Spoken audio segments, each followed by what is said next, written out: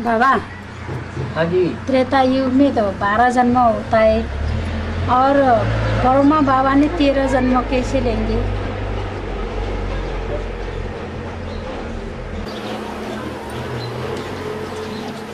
त्रेता में और सतयुग में दोनों में मिला करके कितने जन्म होते हैं? 20 जन्म होते हैं। तो ब्रह्मा बाबा का जन्म कब से शुरू होगा?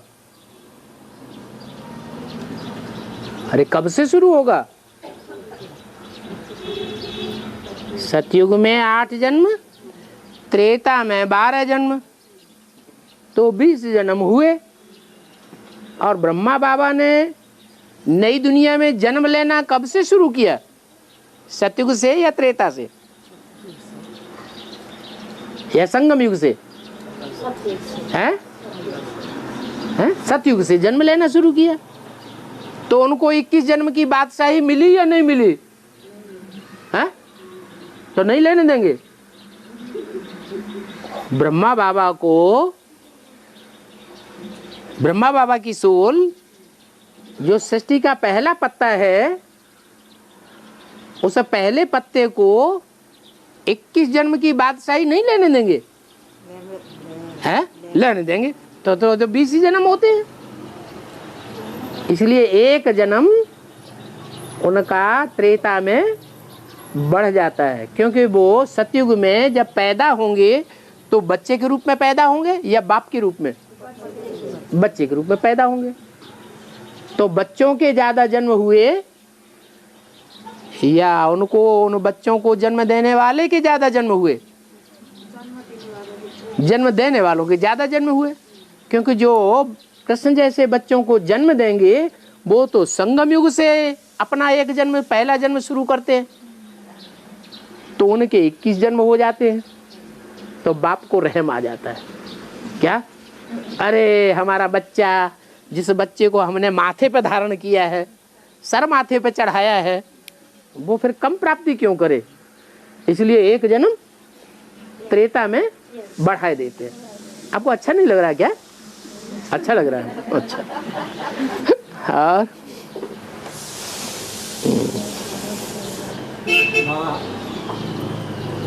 शिव बाप टेम्परेरी रथ में तो वानप्रस्थी अवस्था होने के बाद प्रवेश करते हैं जी। हाँ। और मुकर्रर रथ में पहले ही प्रवेश करते हैं। इस पे मुकर्रर रथ का एडवांस पुरुषार्थ है या बेसिक पुरुषार्थ है? साधारण पुरुषार्थ है या स्पेशल पुरुषार्थ है? स्पेशल पुरुषार्थ है, एडवांस पुरुषार्थ है। तो हद का पुरुषार्थ नहीं है। कैसा पुरुषार्थ है? बेहद का पुरुषार्थ है। क्यों? क्योंकि बाप कहते हैं कि आत्मा रूपी सुई की सारी कट उतरने पर मैं डायरेक्ट आत्माओं का बाप तुम बच्चों को पढ़ाता हूं। तो ब्रह्मा और ब्रह्मा को फॉलो करने वालों को पढ़ाता हूं। दादा लेखराज ब्रह्मा, उनमें भी तो शिव की सोल आई ना, तो बाप के रूप में पढ़ाया या अम्मा के रूप में? अम्मा के रूप में पढ़ाया, बाप के रूप में नहीं पढ़ाया। तो जो बाप का रूप है वो ज्यादा शक्तिशाली या माँ का रूप ज्यादा शक्तिशाली? तो इसलिए बताया कि वहां के 60 वर्ष हद की उम्र के और यहाँ के 6 वर्ष, 69 में शरीर छोड़ा तो 70 से गिनो। 70, 71, 72, 73, 74 और 75। कितने साल हुए? 6 साल हो गए। यहाँ के 6 साल बेहद के, एडवांस के, और बेसिक के जो बच्चों की पढ़ाई है। बच्चों की पढ़ाई है या बालिक की पढ़ाई है? हैं? बच्चों की पढ़ाई थी, बेसिक नॉलेज। तो वो बच्चों की पढ़ाई के 60 वर्ष और एडवांस की पढ़ाई के बेहद की पढ़ाई है इसके 6 वर्ष बराबर हो गए। इसलिए वानप्रस्थ अवस्था कहेंगे या नौजवान अवस्था कहेंगे। जो अनुभव ब्राह्मणों की दुनिया में 60 साल में नहीं लिया जाता है, वो अनुभव जो सूर्यवंशी आत्माएं हैं वो एडवांस में आकर 6 वर्षों में ले लेती हैं। इसलिए बाप दादा कहते हैं तुम बच्चे सबकी वानप्रस्थ अवस्था है। तुम बच्चों की, किसका कहा? सामने वाले बच्चों से तुम कहा जाता है, इनकी नहीं। तुम बच्चों की वानप्रस्थ अवस्था है, उनकी नहीं, दुनिया वालों की। तुम्हारी वानप्रस्थ अवस्था है, तुम सब बच्चों की वानप्रस्थ अवस्था है।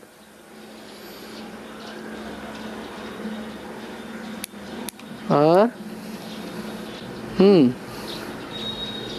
बाबा भक्ति मार्ग में श्री कृष्ण को परमात्मा मानते हैं। श्री कृष्ण को, हाँ, कृष्ण को परमात्मा, परम ब्रह्म परमात्मा, हाँ, विश्व ब्रह्मांड नायक है, विश्व ब्रह्मांड नायक मानते हैं। ब्रह्मांड ब्रह्मांड नायक नायक मानते हैं भक्ति मार्ग में, हाँ हाँ। पर मुरली में किधर किधर सुनने को मिलता है कि दियाधारी, श्री कृष्ण दियाधारी है। तो दिल में वो बात तो समझ में नहीं आता है कि कैसा हो। अभी इस वक्त भोपाल है, भोपाल भूपाल, सारी पृथ्वी का पालने वाला, हाँ, कौन था? सूर्यवंशी। सूर्यवंशी था, हाँ। तो उसी प्रसंग में आ गया कि वासुदेव कुटुंबकम। हाँ, वसुधैव, वसुधा माने पृथ्वी, वसुधा माने पृथ्वी, वसुधा एव तो हो गया वसुधैव। सारी पृथ्वी ही हमारा कुटुंब है। 500-700 करोड़ पृथ्वी में जितने भी हैं वो सब एक बीज बाप की संतान है। तो कृष्ण का जन्म सतयुग में होगा पहले पत्ते के रूप में, या जन्म देने वाला है वो बीज? कृष्ण कब होगा? आप नहीं बोलिए, कृष्ण कब होगा? त्रेता युग में कृष्ण होगा। अरे आप तो शास्त्रों को भी भूल गए। द्वापर के अंत में कृष्ण को दिखाया है। जब द्वापर का अंत हुआ तो महाभारत युद्ध हुआ, और महाभारत युद्ध में कृष्ण को दिखाया है अर्जुन को पढ़ाई पढ़ाते हुए। तो प्रश्न ये पैदा होता है कि कृष्ण अगर भगवान था तो द्वापर के अंत में आकर के महाभारत युद्ध कराएगा तो क्या पापी कलयुग की स्थापना करेगा? भगवान पाप का युग बनाएगा या पुण्यात्माओं का युग बनाएगा? आपने बोलिए, उनको बोलने दो। वो तो आपने कहा ठीक है बाबा, वो ठीक है, इतना ठीक है, इतना ठीक है, ठीक है ना, इतना ठीक है। दूसरी बात, शास्त्रों में लिखा है सतयुग 16 कला संपूर्ण, त्रेता 14 या 12 कला संपूर्ण, और द्वापर 8 कला संपूर्ण, और कलयुग 4 कला से कलाहीन हो जाता है। लिखा है ना, ये बात शास्त्रों में लिखी है, लिखी कि नहीं लिखी है? तो कृष्ण द्वापर में दिखा दिया, वो भी द्वापर के अंत में, तो वहां 16 कला संपूर्ण कहां से आ जाएगा? कृष्ण को तो 16 कला संपूर्ण बताते हैं, लेकिन मुरली में बाबा ने बोला है कृष्ण 16 कला संपूर्ण कौन सी युग में होता है? कौन से युग में? सतयुग होता है। तो बाबा ने सही बताया या शास्त्रों ने सही बताया? युग तो 4 युग है ना, हैं? युग युग तो चार ही युग। 4 ही युग हैं। श्रेष्ठ युग कौन सा है? सत्य का युग कौन सा है? सत्य को श्रेष्ठ कहेंगे या झूठ को श्रेष्ठ कहेंगे? कलह क्लेश को श्रेष्ठ कहेंगे, कलयुग को श्रेष्ठ कहेंगे, या जहां कलह क्लेश होता ही नहीं सतयुग को श्रेष्ठ कहेंगे? ये तो मैं बोल नहीं सकता हूँ। हाँ जी, क्या बात हुई? जो सच्ची बात है वो आप बोल नहीं सकते हैं, शास्त्रों की बात आप बोल सकते हैं, वो भी झूठ साबित होती है। देवताओं भी कहते हैं शास्त्रों में, हाँ मिलता है, देवताओं भी कहते हैं अगर एक बार मनुष्य जन्म मेरा हुआ, हाँ अगर मिलता तो एक बार अगर मनुष्य जन्म मेरे को मिलता तो मैं युगांतर के लिए अपना परमात्मा में सुधार लूँगा। है ऐसा अपना परमात्मा में सुधार लूँगा कि परमात्मा सुधार लूंगा, परमार्थ सुधार लूंगा। एक जन्म अगर मनुष्य का मिल जाए तो एक मनुष्य जन्म में मैं परमार्थ सुधार लूंगा। माने जो 84 लाख योनियों में भ्रमण करने की बात मानते हैं शास्त्रकार कि मनुष्य आत्मा कितने जन्म लेती है, कहाँ भ्रमण करती है? 84 के चक्र में या 84 लाख योनियों के चक्र में? 84 लाख योनियों में भ्रमण करती है, उनकी ये मान्यता है। अब सोचना ये है, आत्मा एक बीज है या नहीं है? बिंदु है या नहीं है? बिंदु है। जितने भी बीज होते हैं उनका वृक्ष बदल जाता है क्या? बैंगन का बीज आम का बन जाता है क्या? नहीं बनता ना। जो बीज जिस जाति का होगा उसी जाति में उसको जन्म मिलेगा। तो ऐसे ही आत्मा जो है वो बीज है, और ये हमारी आत्मा जो है वो मनुष्य का बीज है। मनुष्य का बीज सुधर सकता है और बिगड़ सकता है। क्या? बीज जब सुधर जाता है तो देवता बन जाता है, बीज जब बिगड़ जाता है तो मनुष्य से राक्षस बन जाता है। तो हम मनुष्य आत्मा, ये मनुष्यों का झाड़ है जो समझाया गया है। भगवान आके मनुष्यों को पढ़ाई पढ़ाएगा या जानवरों को पढ़ाई पढ़ाएगा? ज्ञान कौन सुनेगा? मनुष्यों को पढ़ाई पढ़ाएगा। तो उन्होंने तो सब लफड़ा दिखाई दिया, 84 लाख योनियां बता करके सब गड़बड़ कर दिया।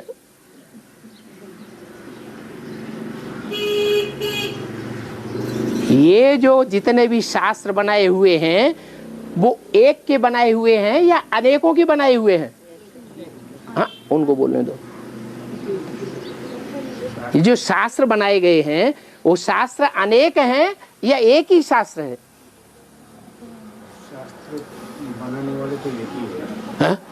शास्त्र शास्त्र एक है या अनेक हैं?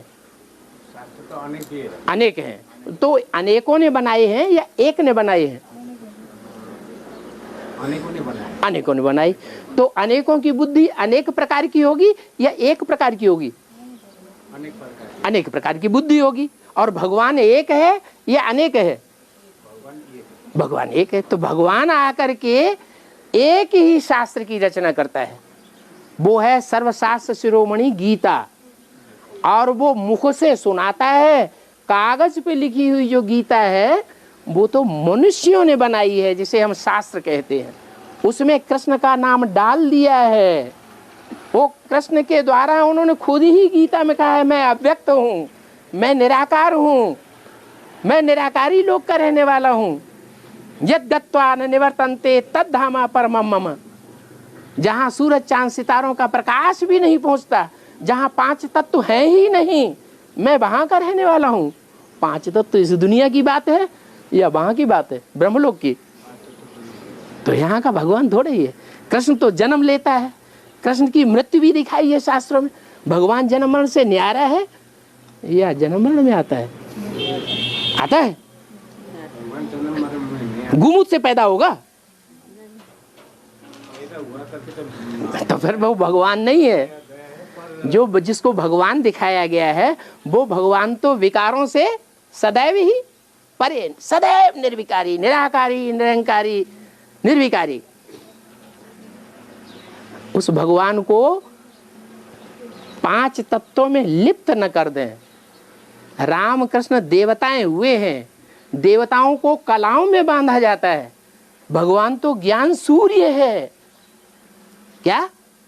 उसको कलाओं में नहीं बांधा जाता।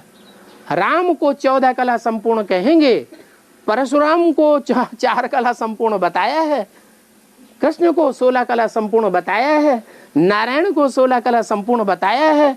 ये कलाओं में बांधा गया है। भगवान बंधता है क्या? है? उसके गुण सागर हैं या गुणों में बंधा हुआ है? है अपने धर्मशास्त्र हैं? हमारा जो धर्मशास्त्र है, धर्मशास्त्र हमारा धर्मशास्त्र जिसे आप कहते हैं वो हिंदुओं का धर्मशास्त्र है या सनातन धर्मशास्त्र है?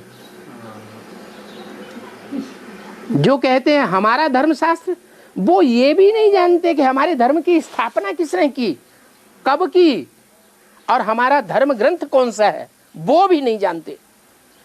तो उनको ये कहने का हक ही नहीं है। वो जानते ही नहीं, अपने धर्म को नहीं जानते, अपने धर्म पिता को नहीं जानते, तो उनको हक ही नहीं है कि हमारा धर्म कौन सा है। भूल गए, इतना पुराना है। हमारा धर्म तो सनातन धर्म है। सनातन धर्म है तो सनातन धर्म का पिता भी तो कोई होगा। सनातन धर्म में सनातन धर्म का पिता कौन है? सनातन धर्म अच्छा, बौद्धियों का पिता है बुद्ध, इस्लामियों का पिता है इब्राहिम, मुसलमानों का पिता है मोहम्मद, हाँ, सिखों का पिता है ना, सिखों का पिता गुरु नानक है ना। सब धर्मों का पिता है, सब धर्मों का धर्म शास्त्र है। और हिंदू इतने बोगस कि अपने धर्म का नाम ही भूल गए, कह दिया हिंदू। अरे हिंदुस्तान देश के नाम पर कहीं धर्म का नाम होता है? अरब देश के नाम पर कहीं धर्म का नाम होता है? चीन जापान के नाम पर कहीं धर्म का नाम होता है? यूरोप के नाम पर कहीं धर्म का नाम होता है? भारत के नाम पर कहीं भारत का नाम ना होता है? भारत धर्म हमारे धर्म का पिता है।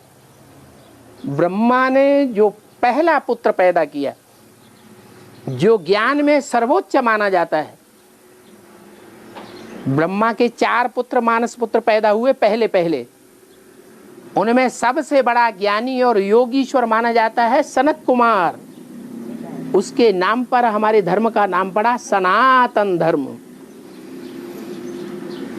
हमको भगवान सच्चा सच्चा बता रहा है, उसकी बात हम ध्यान नहीं देते, और जो मनुष्यों ने बताया उसको हम ढोल पीट रहे हैं। ये हमारे शास्त्र, हमारे शास्त्र, हमारे शास्त्र कहाँ हैं? ये तो विकारी मनुष्यों के शास्त्र हैं। मनुष्य विकारी होता है, कामी क्रोधी लोभी मोही अहंकारी होता है। विकारी मनुष्यों ने जो कुछ बनाया वो सब विकार के गर्त में गिराने वाला बनाया। 2500 साल से ये भक्ति मार्ग, शास्त्रों का मार्ग चलता चला आ रहा है। गुरुओं ने कितनी शिक्षाएं दी हैं बैठ करके, मनुष्य गुरुओं ने। सृष्टि नीचे गिरी है, मेंटेलिटी नीचे गिरी है या ऊपर उठी है? तो हम नहीं जानते। ये आप नहीं जानते कि आपके अंदर मनुष्य सृष्टि में हजारों वर्षों से काम क्रोध लोभ मोह अहंकार बढ़ता जा रहा है, घटता जा रहा है? बढ़ता जा रहा है। तो मेंटेलिटी नीचे गिर रही है, ऊपर उठ रही है? ये जन्म बढ़ता जा रहा है, ये बढ़ता जा रहा है ना। मनुष्य जो है मन से, तन से, धन से, हर प्रकार से नीचे गिर रहा है।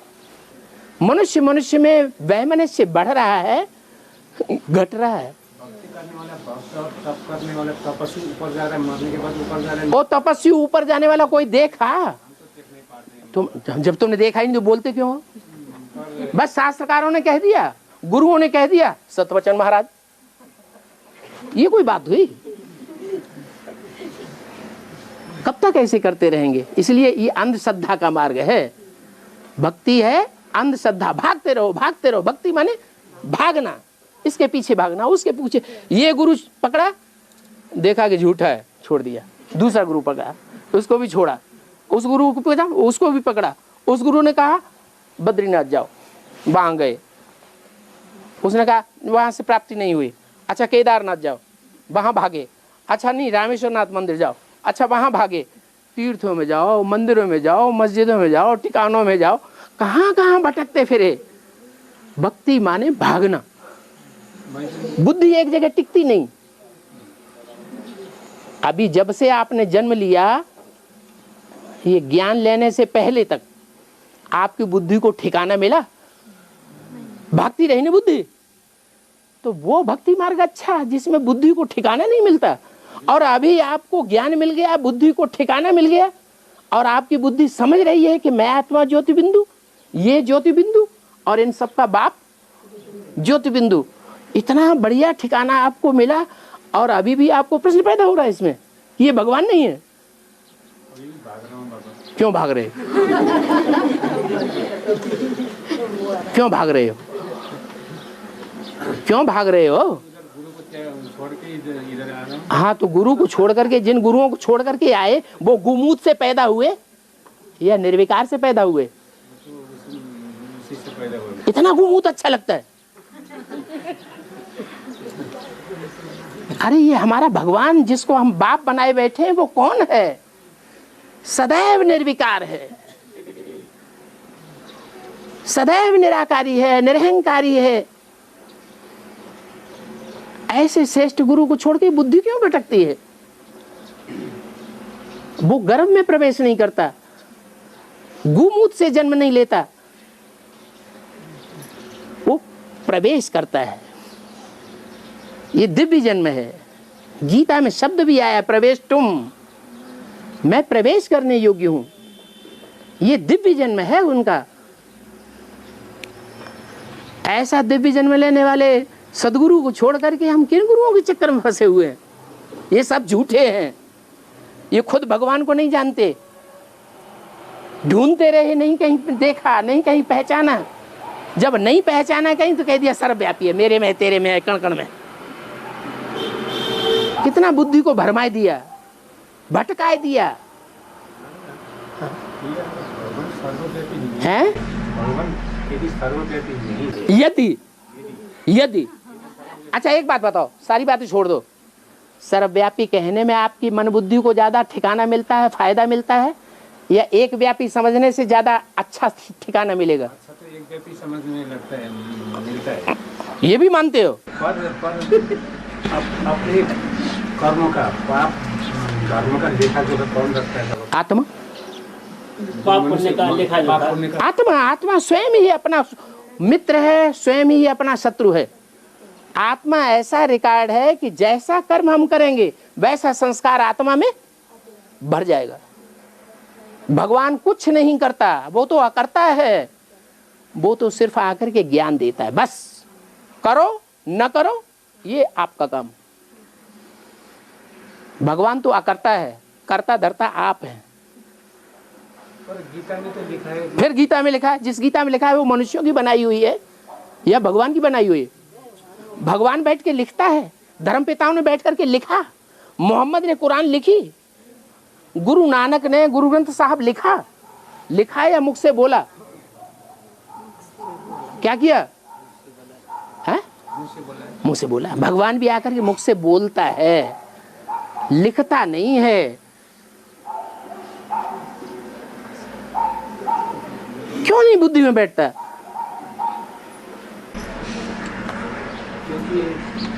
क्योंकि उधर बहुत साल हो गए। बहुत साल हो गए। जो पुरानी चीज, जो बहुत साल हो गए। हाँ, जो पुरानी चीज हो गई, जो पुरानी चीज हो गई, उस पुरानी जर्जरित परंपरा को छोड़ दो ना। भगवान आएगा कुछ नया सिखाएगा या पुरानी ही बातें चलाएगा? है, नई दुनिया बनाएगा तो नया ज्ञान सुनाएगा ना, नई परंपराएं चलाएगा।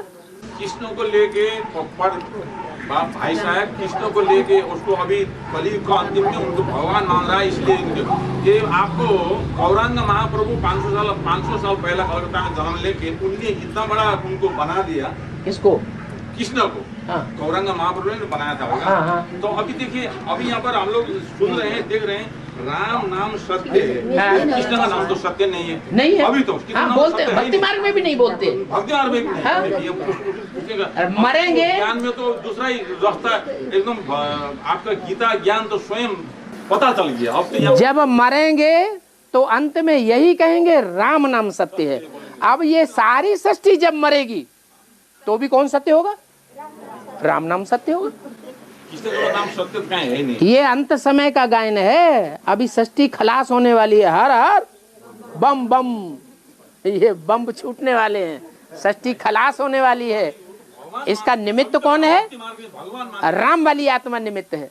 वो राम वाली आत्मा ही हर हर बम बम का नारा लगवाती है।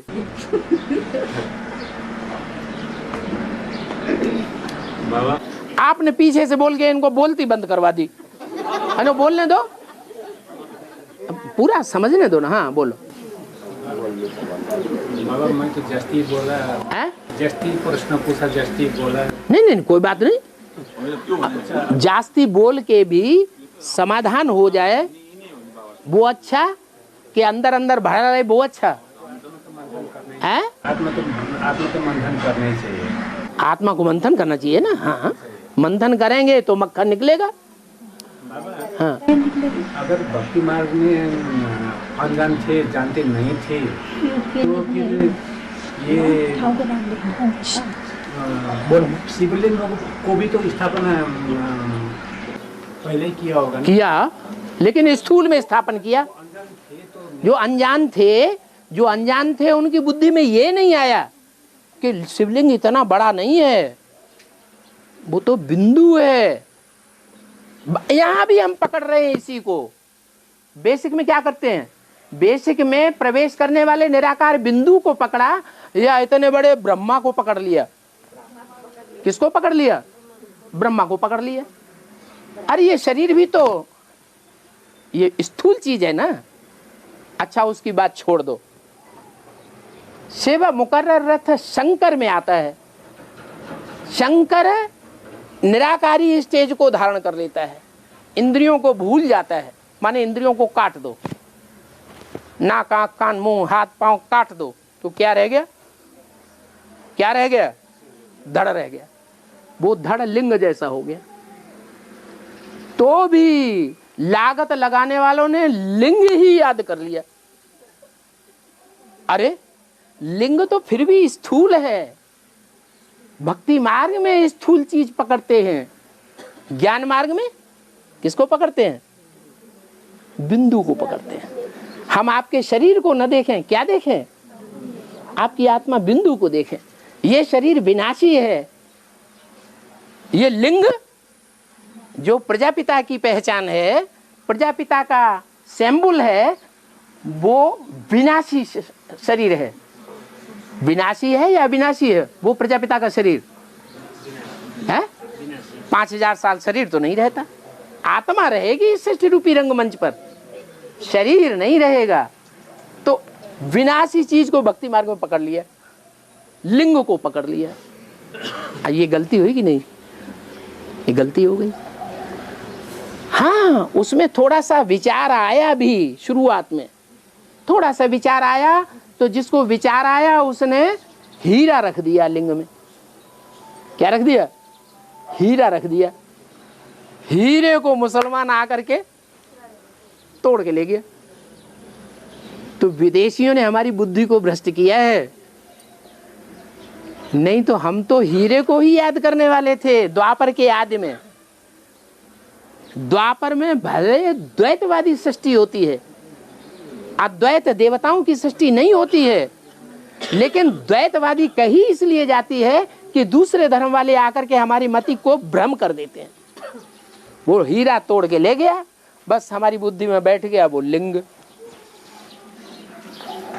नहीं तो शास्त्रों में ये भी जिक्र आया है कि लिंग जो है कितने कितने प्रकार का होता है। स्वर्णलिंग,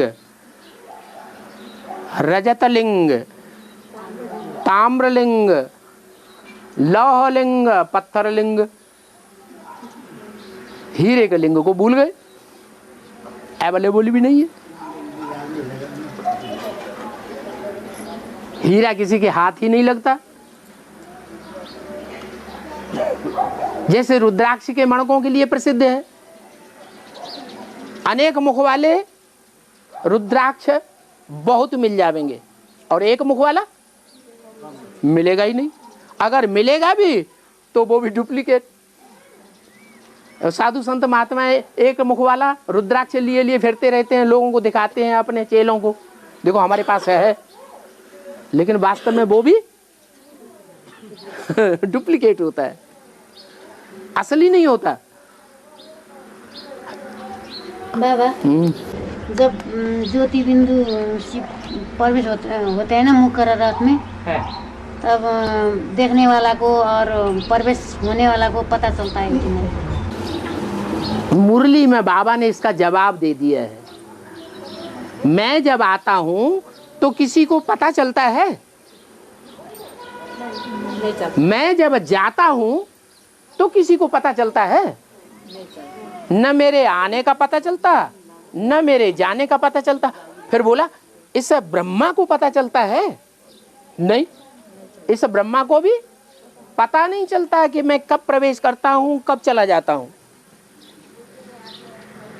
तो जैसे एक ब्रह्मा में आने का जाने का पता नहीं चलता, वैसे ब्रह्मा तो कई हैं, 5 हैं ब्रह्मा, पंचानन कहा जाता है।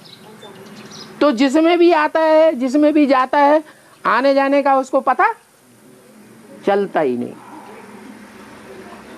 शिव कब आता है, कब जाता है, वो पता ही नहीं चलता किसी को। और शिव समान जो स्टेज धारण करता है, कौन? शंकर। उसका भी प्रैक्टिकल जीवन में भी यही हाल होता है। वो कब आता है और कब चला जाता है, किसी को पता ही नहीं पड़ता। क्योंकि शंकर भी शिव समान बन जाता है। वो प्रैक्टिकल है, क्योंकि प्रैक्टिकल में शरीर है। वो निराकार ज्योति बिंदु को अपना प्रैक्टिकल शरीर नहीं है, उसको अपना शरीर है नहीं है, उसका पता नहीं चलता। इसका नहीं, जो हम देखते हैं इस रथ में प्रवेश होता है ना, वो रथ वाला को पता चलता है। बाबा ने तो बोल दिया इस ब्रह्मा को पता चलता है, नहीं इनको भी पता नहीं चलता। तो मुरली की बात नहीं मानेंगे फिर? हाँ, गुलजार दादी में आते हैं, पता चलता है कि नहीं? हाँ, बड़ी बड़ी आंखें हो जाती हैं, लाल लाल चेहरा हो जाता है, पता चल जाता है कि नहीं? भूत प्रेत किसी में भी प्रवेश करता है तो पता चल जाता है कि नहीं? आंखों से ही पता चल जाता है कि हाँ कोई आत्मा ने प्रवेश किया। शिव का तो दिव्य जन्म है। क्यों दिव्य जन्म है? क्योंकि शिव का कोई कर्मों का बोझ नहीं है। शिव ऐसे कोई कर्म ही नहीं करता जो उसको सूक्ष्म शरीर में बंधना पड़े। हम आत्माएं ऐसे ऐसे कर्म करती हैं, दुष्ट कर्म, कि हमको सूक्ष्म शरीर में बंधना पड़ सकता है। वो सूक्ष्म शरीर में ताकत ज्यादा होती है। ज्यादा ताकत सूक्ष्म में होती है, स्थूल में? सूक्ष्म में ज्यादा ताकत होती है। अणु है, अणु बम, एटम बम, कितनी ताकत है, सारी दुनिया को भस्म कर देगा। तो ब्रह्मा की सोल सूक्ष्म शरीर धारण करने वाली को ताकत है, वो प्रवेश करती है तो गुलजार दादी अपने को ही भूल जाती है। उनको अपने स्वरूप की याद नहीं रहती, इतना दबाव पड़ता है, बोझ पड़ता है। उनका चेहरा मोहरा सारा बदल जाता है, पता लग जाता है कि सोल ने प्रवेश किया। शिव तो हल्का फुल्का है, हम हल्के फुल्के नहीं रह पाते। थोड़ी देर याद करेंगे, आत्मिक स्थिति में रहेंगे, थोड़ा हल्कापन आएगा, फिर भूल जाते हैं, फिर देवान आ जाता है। कर्मों का बोझ हमको दबाए लेता है, हम भारी हो जाते हैं। तो शिव की प्रवेशता में और मनुष्य आत्माओं की प्रवेशता में तो जमीन आसमान का अंतर है। इसलिए बोला कि मैं प्रवेश करता हूं तो कोई को पता नहीं, जिसमें प्रवेश करता हूं उसको ही पता नहीं चलता, कब आया कब चला गया, बाद में मालूम पड़ता है। हम बच्चों में से भी बहुतों ने ये अनुभव किया होगा कि हम किसी को समझाने जाते हैं तो समझते हैं कि हम तो बाद में पता चलता है अरे हम तो ये पॉइंट जानते ही नहीं थे, ये पॉइंट हमने कैसे बोल दिया, ये तो नई बात आ गई। तो कौन ने प्रवेश कर लिया? बाप दादा बच्चों में प्रवेश करके सेवा कराते हैं। शिव बाप प्रवेश करके बच्चों को ज्ञान की और दृष्टि की पावर देता है। हम बच्चे तो तमो प्रधान है, हम तमो प्रधान आत्मा है, सतो प्रधान है? तमो प्रधान है। हाँ, देह की लौ लगी रहती है, विकारों की बू भरी हुई है, घड़ी घड़ी हमको पकड़ लेती है। तो हम सेवा करने लायक हैं? कौन सेवा करता है? बाप दादा सेवा करते हैं। हम हिम्मत कर सकते हैं, हिम्मते बच्चे तो बाप आकर के हमको मदद करता है। अमेरिका का राष्ट्रपति आ जाए और हमें मौका मिल जाए कि हम उसकी सेवा करें जाके ज्ञान की, तो दिल में हड़बड़ाहट मच जाएगी कि नहीं? मचेगी या नहीं मचेगी? दुनिया के इतने बड़े मुसलमान देशों को तहस नहस कर दिया अमेरिका वालों ने, और वो अमेरिका का राष्ट्रपति, वो हमें मौका मिल गया 10 मिनट का उससे बात करने का, तो हड़बड़ाहट पैदा हो जाती है हमारी तमो प्रधानता की। फिर भी अगर हिम्मत करते हैं तो बाप मदद करके प्रवेश करके दृष्टि की पावर देता है और ज्ञान की भी पावर देता है, वाइब्रेशन की पावर देता है। और उस आत्मा को निकालना होगा तो निकाल लेगा। बोला भी है, अंत में बड़े बड़े धर्म पिताएं निकलेंगे, इब्राहिम, बुद्ध, क्राइस्ट की आत्माएं भी निकलेंगी, और जब निकलेंगी तो आकर के माथा नवाएंगी, झुकेंगी बाप के सामने आकर के, प्रैक्टिकल में झुकेंगी। और बाबा जैसा माँ का पाठ चल रहा था, अभी बाप का टीचर का पाठ चल रहा है, तो बाप टीचर पूरा भारतवर्ष, नेपाल और विदेश में भी सब जगह गीता पाठशाला में जाके ज्ञान सुना रहे हैं। जब माँ का पाठ चल रहा था तब ब्रह्मा बाबा जब जीवित थे, वो क्या वही माउंट आबू में बानी चलाते थे ना, ऐसे ही माफी सब गाँव में घूमते थे। माँ घर संभालेगी या बाहर संभालेगी? घर संभालेगी। तो ब्रह्मा बाबा घर का मालिक है। ज्यादा से ज्यादा भारत में पूना में कहीं वाणी चला दी, कानपुर में वाणी चला दी, जालंधर में जाके वाणी चला दी, शुरुआत के जो सेंटर हैं। रहेगा भारत में क्या? भारत माता है ना, भारत में ही रहेगी। बाप का पाठ विश्व पिता है तो सारे विश्व को बाहर संभालेगा। और बाबा ये 16 कला 14 कला गाए जाते हैं ना, इसको हम आज में नंबर 1 कला, ये 2 कला ये बोल के देखा या गिना जा सकता है उस कला? ये जो नहीं जानते हैं वो इस तरह की बातें करते हैं, जो तालमेल नहीं बिठा पाते हैं। उदाहरण का 16 कला और कलाहीन, ये चंद्रमा की कलाएं दिखाई जाती हैं।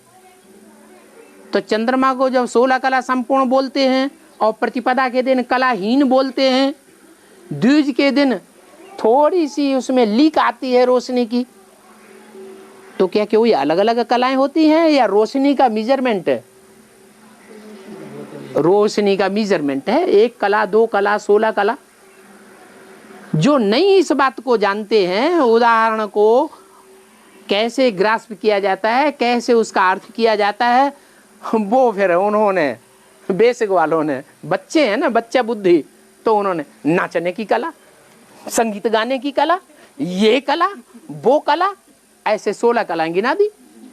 अब ऐसे नहीं है, ये तो आत्मा की मेजरमेंट है, शक्ति का, रोशनी का, जिसमें जितनी ज्ञान की ज्यादा रोशनी होगी उसमें उतनी ही ज्यादा प्योरिटी आवेगी। और जिसमें जितनी ज़्यादा प्योरिटी आवेगी उसकी उतनी ही बड़ी कलाएं कही जाएंगी। उनकी सीमा है 16 कला संपूर्ण, ज़्यादा से ज़्यादा। बाबा, हम लोगों का मृत्यु क्यों होता है? मृत्यु क्यों होता है? मृत्यु हम लोगों की होती है, सब लोगों का, जीव का। मृत्यु शरीर की होती है या आत्मा की होती है?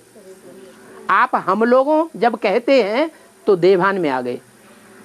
शरीर की मृत्यु। हाँ, आप जब बोलते हैं ना उसी समय पकड़ में आ जाता है हम बोले हैं कि कि शरीर आप की मृत्यु क्यों होती है? हाँ, अभी तो आप सही बोले हैं।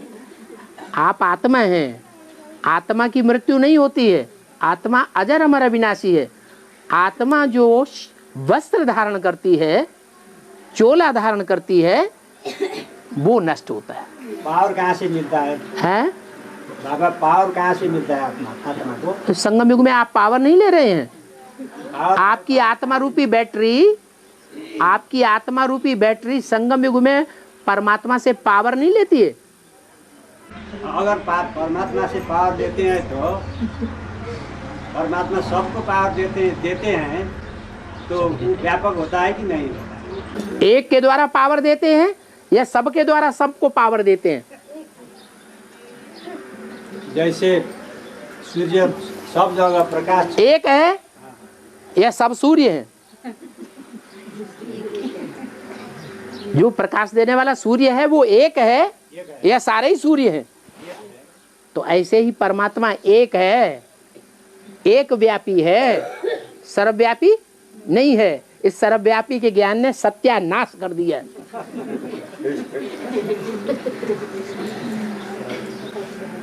कुत्ते बिल्ले में भी ठोक दिया होता तो भी ठीक, वो भी तो आत्माएं हैं। कण कण में डाल दिया, मिट्टी में मिला दिया भगवान को, तो भी भगवान आकर के कल्याण करता है।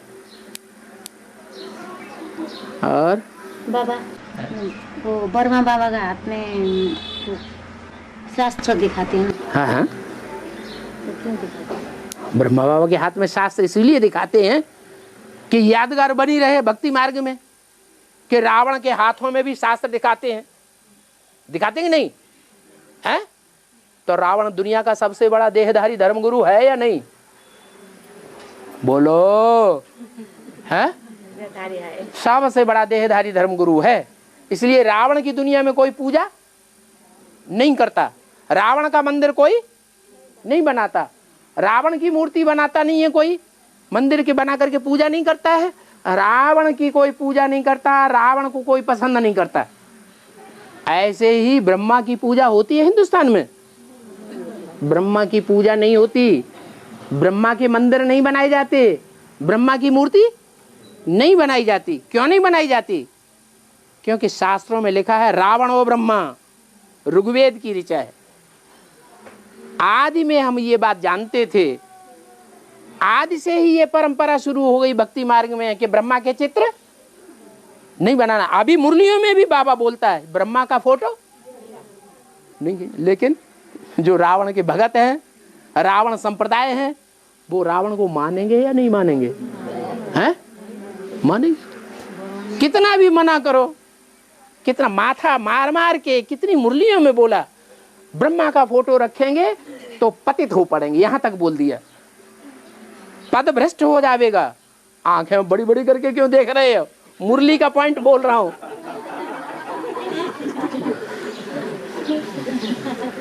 ये मुरली का पॉइंट है, माउंट आबू की छपी हुई मुरली का, कि ब्रह्मा का फोटो नहीं रखना है। समझाने के लिए त्रिमूर्ति में ब्रह्मा का चित्र दिया हुआ है, अलग से ब्रह्मा का फोटो रखने की कोई दरकार नहीं। अच्छा, वो शास्त्र में ये लिखा है? वो जो पकड़ा है ना ब्रह्मा ने, ब्रह्मा ने क्या पकड़ा? ब्रह्मा ने वो शास्त्र में ये लिखा है, ये बात लिखा है क्या? शास्त्र में नहीं, मुरली में। किताब पकड़ा है, वो पकड़ा। जो माउंट आबू से मुरली छपी है उसमें ये बात लिखी हुई है। तो भी जिनको ब्रह्मा की देह से प्यार हो गया वो तो ब्रह्मा का फोटो रखेंगे ही।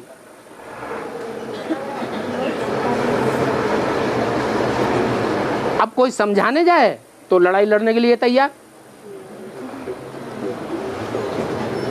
देख भी रहे हैं कि हाँ दुर्गति हो रही है, जवाब भी नहीं आ रहा है बातों का। इतने अंदर से शर्मसार हैं कि ज्ञान की बातें किसी से करने में शर्माते हैं, आंख नहीं मिला सकते, मुंह चुरा के भाग जाएंगे। इतना अहंकार अंदर से भरा हुआ है किसकी औलाद? राम की औलाद है, रावण की औलाद है।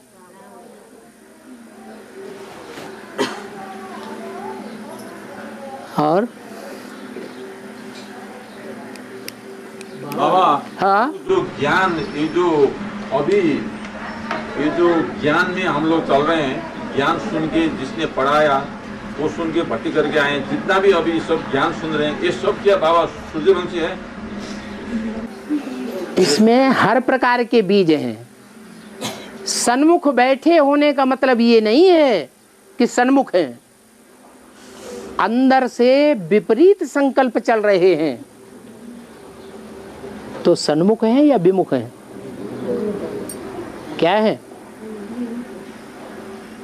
अरे बोलते क्यों नहीं? हाँ, सबको सुनाई दे, ऐसे बोलो। सुना दे, हम जोर से बोलते हैं। हाँ, जोर से बोलो, धड़ाके से बोलो। सच्ची बात, सत्य की स्थापन करना है तो अंदर ही अंदर क्यों रहे, सबको पता चले। अंदर से अगर विमुख हैं तो विमुख हैं, और बाहर से सत्यवचन महाराज ठीक कहा आपने, बढ़िया बात कही, और अंदर से खोट भरी हुई है तो उनको सन्मुख नहीं कहेंगे, वो जरूर दूसरे धर्म में कन्वर्ट होने वाली आत्माएं हैं, बाप के बच्चे नहीं हैं। जो बाप के बच्चे होंगे उनमें बाप का खून होगा या दूसरे धर्म पिता का खून होगा?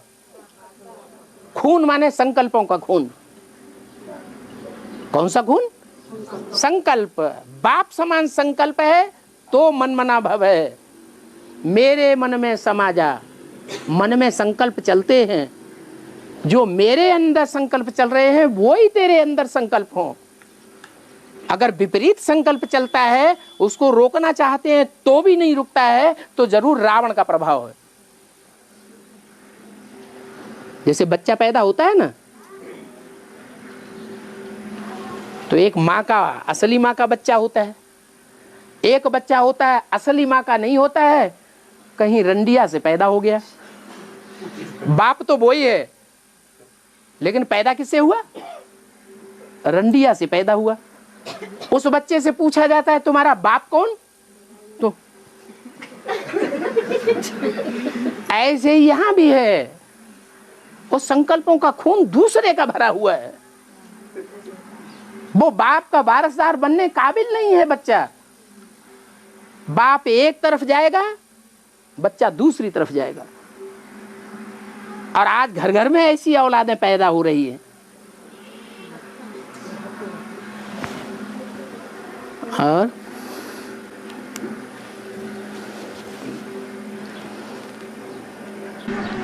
बाबा, हाँ, मैंने पूछा कि आपने बोला कि समाधान के लिए एक बात आपको सुन, कहाँ कह रहे हैं कि आप अपने अंदर आंट रखो। शास्त्र की बात पूछता हूँ। हाँ, मैं हिंदू, एक हिंदू ब्राह्मण के कुल में पहले बार ब्राह्मण के संतान हूँ, और मैंने बचपन से वैष्णव धर्म स्वीकार किया था।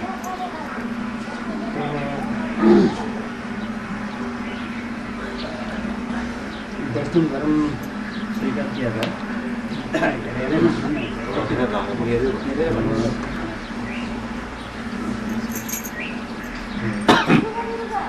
स्वीकार किया हूँ। और धर्म परिवर्तन करना, गुरुओं का अपमान करना शास्त्रों का विपरीत कर्म है। ऐसे स्थिति में मैं क्या करूँ? क्या धर्म परिवर्तन करना? धर्म परिवर्तन करना और गुरुओं का अवहेलना करना। गुरुओं की अवहेलना करना, अवहेलना करना, शास्त्रों का विपरीत कर्म करना। ऐसी स्थिति में शास्त्र का अर्थ जानते हैं आप? शास्त्र का अर्थ क्या है? शब्दों के अर्थ मालूम है? शास्त्र माने क्या होता है? शास्त्र माने शासन करना। शास्त्र माने शासन करना। इस दुनिया का बड़े से बड़ा शासक कौन है? किसको मानते हैं आप शासक? राजा हैं, देहधारी राजा हैं, दुनिया के सबसे बड़े शासक हैं। कौन है शासक? परमात्मा। अब परमात्मा आपको गुरु नहीं सदगुरु के रूप में मिल जाए तब आप क्या करेंगे? गुरुओं को मानेंगे? सदगुरु के रूप में परमात्मा अगर मिल जाए तो गुरुओं को छोड़ेंगे और गुरु आपको उल्टे रास्ते पे ले जा रहे हैं। गुरु कहेंगे ये भगवान नहीं है, ये सदगुरु नहीं है, हमारे पांव पूजो, हमारे पांव धो, पियो। अगर आपको सदगुरु मिल जाए तो आप गुरुओं की मत पे चलेंगे, गुरुओं की बात मानेंगे, या भगवान की अवहेलना करेंगे या गुरुओं की अवहेलना करेंगे? गुरु गोविंद साथ खड़े। अरे वो तो यहाँ बताया जा रहा है। सदगुरु आता है तो किसी के द्वारा आपको संदेश देगा कि नहीं देगा? देगा। आपको किसी के द्वारा संदेश मिला कि नहीं? किसके द्वारा मिला? आपको संदेश किसने दिया? सदगुरु का। एडवांस में आए। अरे खुल के बोलो, धड़ाके से बोलो, डरते क्यों? बोलिए ना। हाँ, तब ना आप यहाँ पर आए हैं। आपको संदेश किसके द्वारा मिला? किसके द्वारा?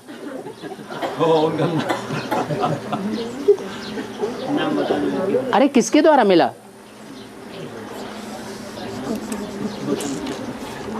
हैं? बताउनु केही हुन्न।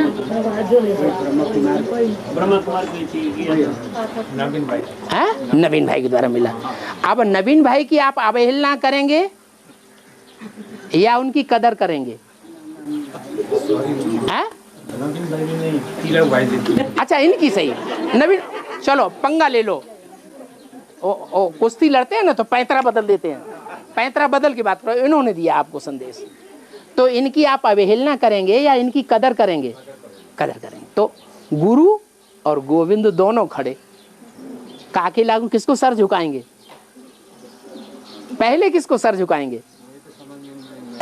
इसने संदेश दिया ना, ये आपका बाप हुआ ना, आपको जन्म देने वाला यही हुआ ना। बीज बोने वाला कौन हुआ?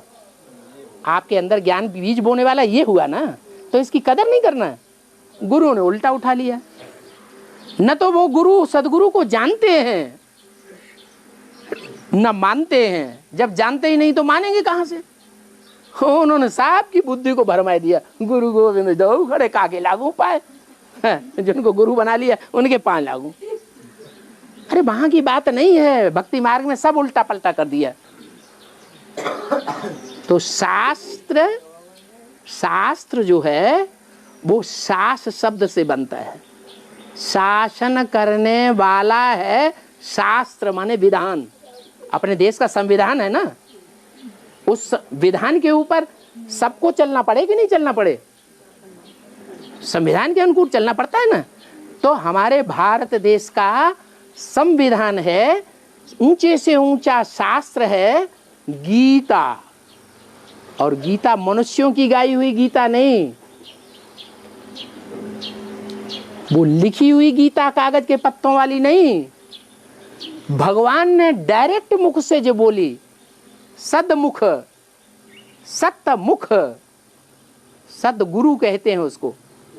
सदगुरु साकार होता है या निराकार होता है? सदगुरु साकार ही होता है। तो जिस सदगुरु के द्वारा भगवान ने वो गीता बोली है, जिसे गीता ज्ञानामृत कहा जाता है, उस गुरु की बात है, उस शास्त्र की बात है। वो सर्वशास्त्र शिरोमणि है, जिस सदगुरु के मुख से बोली गई है। वो गीता माता है और वो गीतापति है। इस समय गीतापति भी मौजूद है और गीता माता भी मौजूद है।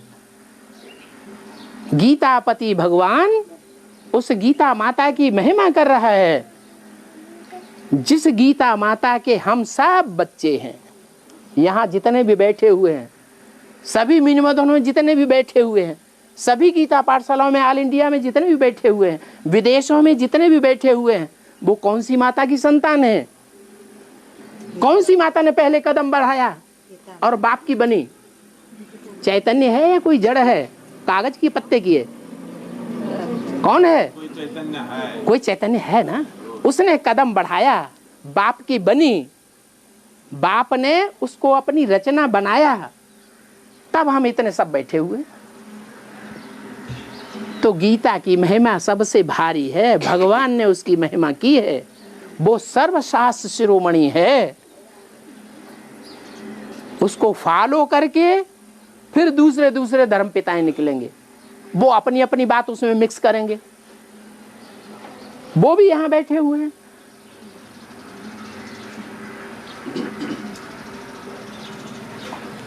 वो गीता माता को नहीं मानेंगे, गीतापति भगवान को भी नहीं मानेंगे, वो फिर मोहम्मद को मान लेंगे अपना बाप, कुरान को अपना बाप मान लेंगे। नाम रख दिया कुरान, को माने गंदी, खराब, राण माने राण, बेवा।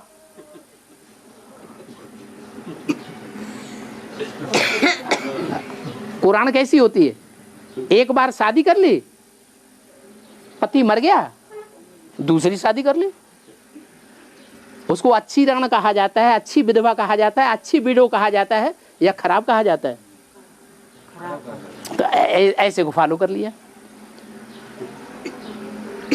वो तो पालना भी ऐसी ही देगी फिर। तो वो सब भक्ति मार्ग में हिंदू, मुसलमान, सिख, ईसाइयों ने जो शास्त्र बना बना के रखे हुए हैं, वो स्थूल शास्त्र हैं। भगवान ने आकर के जो बनाया वो सब चैतन्य की रचना की है। श्रेष्ठ में श्रेष्ठ शास्त्र भगवान का गाया हुआ है वो श्रीमद् भगवत गीता, सब शास्त्रों का माई बाप है। वो दूसरे दूसरे धर्म शास्त्र भी यहीं से निकलेंगे। क्या? इसलिए 9 देवियां गाई हुई हैं, वो सब शास्त्र हैं, सब शासन करने वाली हैं अपने अपने घरों में। इस्लामी घर, इस्लामियों का परिवार, उनके घर को पालने करने वाली कोई अम्मा होगी बड़ी सी बड़ी कि नहीं? क्रिश्चियंस में भी कोई बड़ी से बड़ी अम्मा होगी ना। उसका नाम भक्ति मार्ग में रखे बाइबल। किसका बल? बाई जी का बल, बाबा का बल नहीं, बाई जी का बल।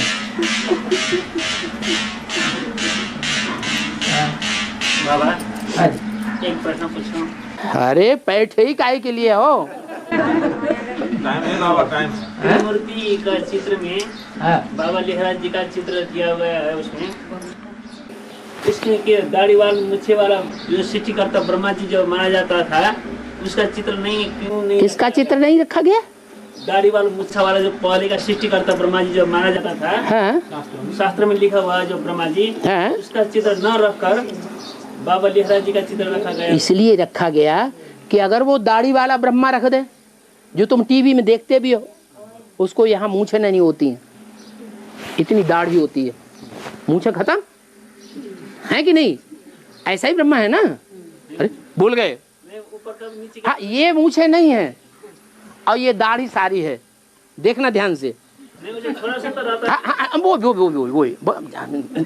वो सेविंग नहीं कर पाई तो थोड़ा सा रह गया। तो आजकल मुसलमानों के जो गुरु होते हैं, हाजी जी लोग, वो भी ऐसी दाढ़ी रखते हुए देखते हैं। आप देखें ध्यान से, उनको यहाँ की मूछें सफा चट होती है ना, ये मुसलमानों के गुरु होते हैं। तो बाबा ने ब्रह्मा बाबा का असली चित्र रख दिया, क्योंकि वो दाढ़ी नहीं रखाते थे। इसलिए नहीं रखाते थे कि वो आखिरी जन्म में आकर के असली देवी देवता सनातन धर्म के या हिंदू धर्म के फॉलोअर थे। नहीं तो भक्ति मार्ग में ब्रह्मा को असुरों को ही वरदान देते हुए दिखाया, इस्लामियों को, क्रिश्चियंस को। ये बड़े बड़े असुर हैं। इन असुरों ने हिंदुस्तान में आकर के बहु बेटियों की दुर्गति की है। भूल गए? हिस्ट्री भूल गए?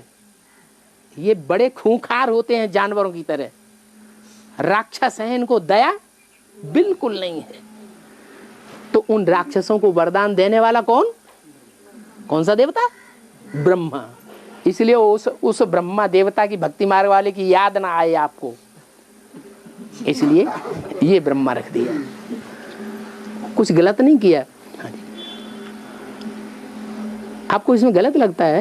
नहीं, गलत तो नहीं। जैसे जब उसमें बाबा लेखराज जी का चित्र रखा गया, हाँ। ब्रह्मा जी में, तब भी जैसे शंकर जी में भी जो होने वाला है अब उसको रखा जा सकता था ना उसमें। शंकर जी का भी चित्र वो कहाँ है जो भक्ति मार्ग में रखा जाता है? भक्ति मार्ग में जो चित्र रखा जाता है वो तो पूरा कार्टून है। उस कार्टून का गूढ़ रहस्य है, वो एडवांस में समझाना पड़े तब किसी को समझ में आएगा। और वहां बेसिक ज्ञान चल रहा था या गूढ़ ज्ञान चल रहा था? गीता में तो लिखा है, भक्ति मार्ग की गीता में गुह्यात् गुह्यतरम ज्ञानम, मैं गुह्य ते गुह्य ज्ञान सुनाता हूं।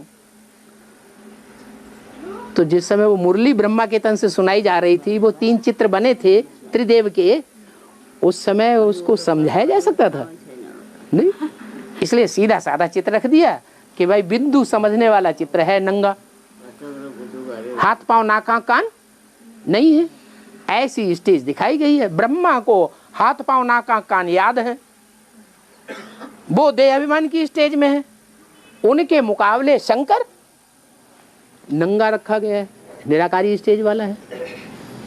तो कुछ गलत तो नहीं रखा? अच्छा, अब आपकी समझ में आ गया? हाँ? धार्मिक ग्रंथों में शिव जी का 1000 नाम बताया गया है, शिव सहस्त्र नाम से लिखा जाता है। इसी शंकर और शिव उसी में नाम है, शिव जी का 1000 नाम में।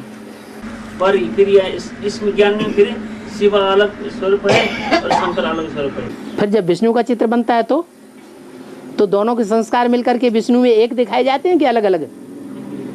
बस शिव के भी 1000 नाम हैं, विष्णु के भी सहस्त्र नाम हैं, ब्रह्मा की भी 1000 भुजाएं हैं।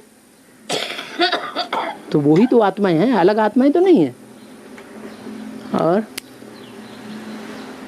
चलो